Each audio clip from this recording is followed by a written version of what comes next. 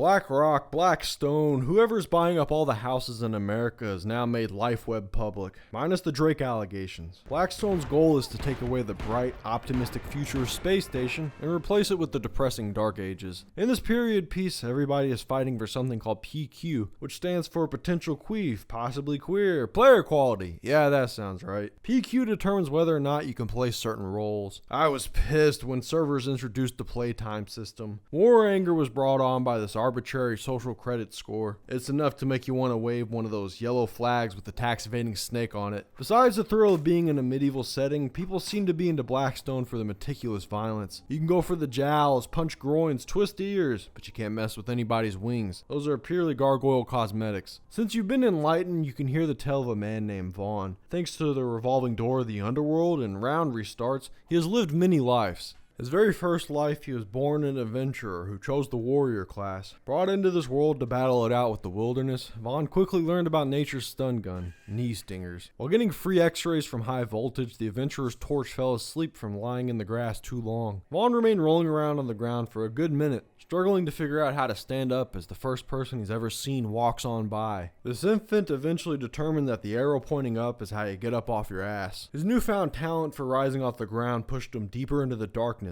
a depth that descends into asking God for a light like a desperate smoker. The guy whispering to himself even tried rewording his prayer, and all it got him was a coincidental elf in possession of fire. In the pitch black woods, trustworthy introductions were made between the two. Acquainted through a few words, the elf kindly relit Vaughn's torch. The fellow with strange ears went on to warn him about nearby goblin corpses, followed by saying take care, meaning good luck but fuck off. A few minutes later, Vaughn's hand would be held again by the elf. The man new to adventuring had alerted a couple of bee spiders. Blinded by the chase, Vaughn ran into another knee-zapping plant. That helpful elf saved him once more by assisting in the bug squishing. The lesson in survival continued when Vaughn learned about sneaking and bleeding cum. The medic asked him where it hurt. He answered that he thought it was his face. Still, the elf requested for him to strip. Worried things might get weird, Vaughn only took off his shirt. The elf then demanded more. Thank goodness all it took was one look at the warrior's flabby torso to deter the groomer. Being asked to show skin did make sense. Doctors sometimes get you nude so they can juggle your balls and finger your ass. It's a part of the Hippocratic Oath. Although the elf crafting a bed for the guy who was trying to get naked didn't help his case. The hibernating prey was left undisturbed as he rested on the cot in the forest. Awakened, the tutorial tackled subjects that were more complex, such as drinking from a cup. As fog settled in, it was time for Vaughn to depart from the suspiciously nice elf. Alone, the warrior found a headless corpse. A few feet away, there was a set of eyes. Maybe they belonged to the decapitated guy. Though without a head around, there was no way to know for sure. In fact, eyeballs were so prevalent, you'd think they grew from the ground. Pushing back against this, there was a looted backpack, which suggested it was a highwayman plucking eyes. Wrong as always. Something ran Vaughn over, a mystery with horns, that attacked Vaughn from behind, dropping him in a puddle of water and splashing his vulnerable flame. According to the text, that something was called Kajborn,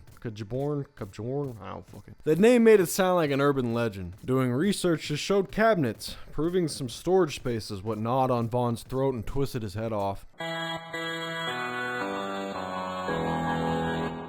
Respawning is handled by the underworld. Your dark soul is given a body. Use this vessel to explore the catacombs for a shiny bus token. Once acquired, find your way out of the maze to return to that original maze only escape through death. Now knowing the consequence of dying is merely a corn maze that screams at you, suddenly testing out a guillotine's functionality on yourself wasn't a big deal. Neither was choosing the life of a bandit. Vaughn was given the name Vaughn the Blonde because bandits are not only thieves but liars too, willing to even lie about their hair color. On BlackStone, bandits are nuke ops. Timeline-wise, they're the predecessors of nuke ops, though if you're not an overthinking dork, then they're the proteges. The Banditos went their separate ways, except for Vaughn and two others. This trio would remain together to search for people to ask what size shoes they were wearing. First, the bandits had to anticlimactically climb down a mountain. It may appear as if they're just moving tile to tile, but one false click and they'll suffer a bone-breaking fall, rendering them medievally useless. Having safely climbed down, the group then made plans. Either rob travelers on the outskirts of town, or rush the bogs. The bogs being the empty tortilla part of this poorly rolled burrito that must be chomped through before reaching the juicy meaty town. On the path to locating people was a dead guy. In a looter's mind, this is a source of water, so camp was set up by the deceased man with free stuff. Vaughn the Blonde chose to drag the body away. He didn't want the smell of rotting flesh to ruin the s'more zone. One of the other bandits was about to toss the decaying fella into the lake,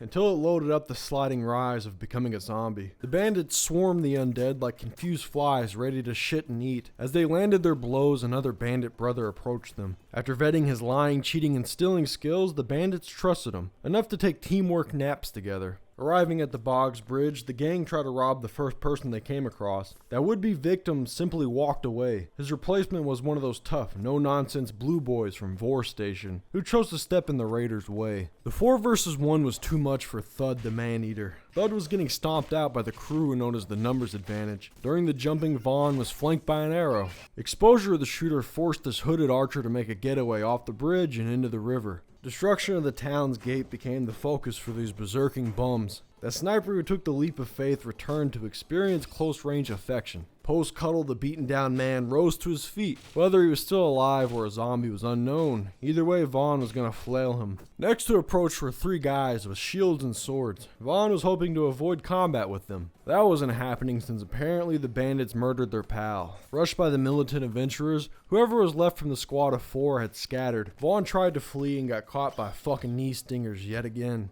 He didn't notice them growing right beside him. Whenever the bandit was able to stand up, he ran right back into the sketchy outlet. His third meeting with electricity put him on his back long enough to get cut to the parish screen. Wanting to see the Dickensian side of society, Vaughn became a beggar. While walking through an alley, he heard a voice from the shadows. The voice offered Vaughn a cudgel and tells him to fuck the king. Vaughn agrees. For now, his bumpy stick would have to wait to meet the king. Even with a weapon, Vaughn was still a pathetic vagrant, hanging with the other vagabonds and being accused of thievery. For denying such claims, a guard spared them a bit of coin, tossing pennies on the ground so they had to pick it up as if they were whores who actually do strange for change. Taking his street currency to the bar for a drink, someone stole the gifted weapon right off Vaughn's back and he was none the wiser. Similar to the brutal conflict that had homeless bystanders getting caught in the cross-stabs, Vaughn was oblivious to what was going on. It was a rebellion and Vaughn received an invite. In this land, that familiar red R does not mean revolutionaries. Yeah, I really had to specify. Well, these rebels breached through the castle gatekeeper's room. Seems to be the most common loophole used in BlackSTONE rebellions. Regardless, the foundation for any uprising is handing out weapons to peasants. Vaughn was given a sword to aid in his small contribution to overthrowing the king and his men. Having successfully entered the castle, these protesters who were unsure what they're mad about set their angry eyes on the throne room. Their political hatred gave the anarchists the power to overwhelm the guards at separate entry points. Those crazy bastards invented democracy, allowing Vaughn to see the name Roguetown instead of being declared perishable. Opposite of those moments, Vaughn was once a failure of a fisherman, suffering from a delayed reaction to falling down a flight of stairs. Only causing a smidgen of being crippled, Vaughn joined his second rebellion. He witnessed some casualties of war, then walked right into the castle with the same gatekeeping strategy. But in this instance, Vaughn joined a much tinier group of rebels. The fisherman went out fighting, at least that's how he should describe it in the afterlife to avoid becoming someone's eternal bitch. There is no end in sight for Vaughn. He became a mason who joined to a raided guild house. He thought he'd spend his time chilling at Freemason ceremonies, not doing backbreaking masonry. Most of the masons' tools were gone, so maybe they would be getting out of work today. Off duty to repair their front door would be their relaxation. Leisure would occur since between the 2 tradesmen, neither one of them knew how to repair a goddamn door. Maybe it takes 3 masons to repair a door. Nah, it just takes 1 reliable dwarf to do a half-assed job. Still, he got it done. Unlike these 2 alleged handymen with the dexterity of a fish. A townie who didn't believe this about Vaughn wanted his help building a house. Upon stepping into the construction, a person outside screamed for help to bring attention to the armed skeletons attacking. Vaughn ran to town and told a guard. That guard let off a war cry so powerful it granted him and the humans victory over the undead. Then Vaughn fought a zombie again and again. Yeah, nothing much to that life. I, the creator, picked it for the medieval engineers being too dumb to build, and that skeleton army was cool. Probably shouldn't have included it. Oh well, ending it now. Just give me more space stations set in different time periods, please.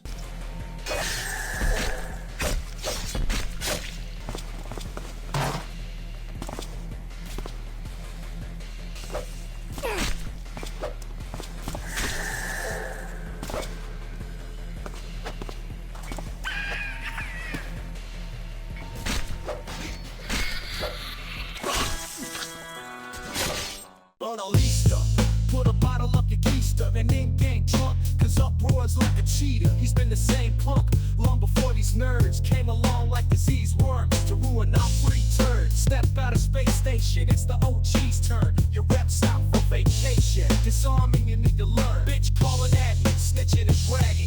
your head smack.